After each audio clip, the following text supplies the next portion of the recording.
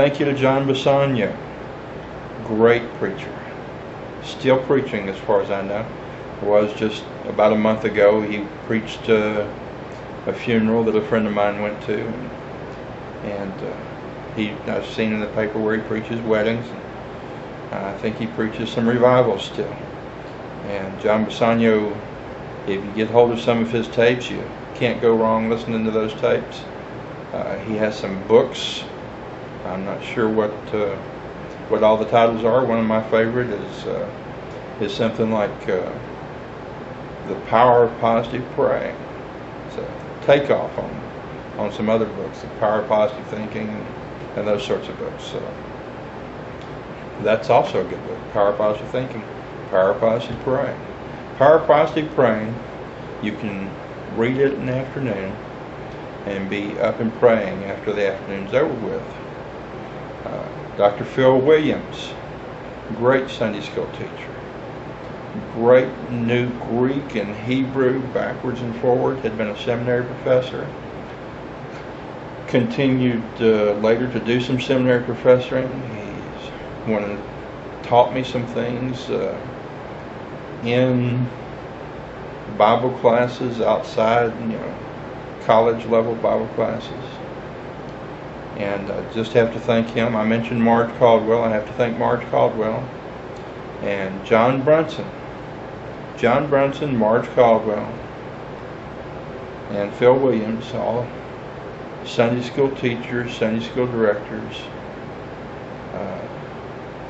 taking care of a young college kid that was in need of taking care of and pointing them along the right way. I want to thank them. Later, I want to thank Jim Strong. Now, one of the things that we're going to learn about Bible study, Jim Strong taught me, and as far as the pure amount of Bible study that I've listened to, I guess that would be J. Vernon McGee. But Jim Strong taught me that no matter how many Bible studies we go to, no matter how many days we go to church, that when we go, it's sort of like the Lord's Supper. We go to the Lord's Supper, and that's not to be made a meal. There's scriptures about that we may study at some time. But it's just a little bit of bread, a little bit of crackers maybe, and a little bit of grape juice, and in some churches it's wine. I'm not going to get off into that today. But if you go to church and all you get is a little bit of grape juice, because even if it's wine, it's not enough wine to count anything, unless you're terribly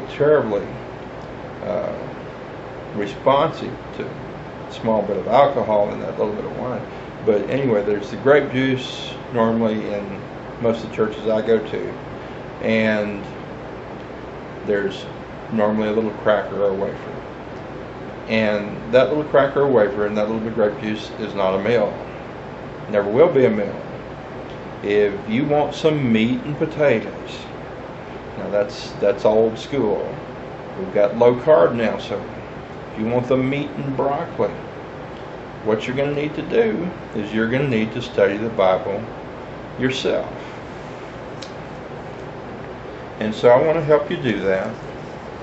And so I'm going to point you sort of quickly to a few things. Crosswalk.com, and there you'll find the Nave's Topical Bible, and I looked up real close at the camera there. It's got the time on it that's running. Doesn't help me any because I had some other stuff in front of this. I never did look at the first set. Okay, so anyway, they have a Nave's Topical Bible there. They have a Strong's Concordance. They have Matthew Henry commentaries. They're all under the Bible study tools at crosswalk.com. Very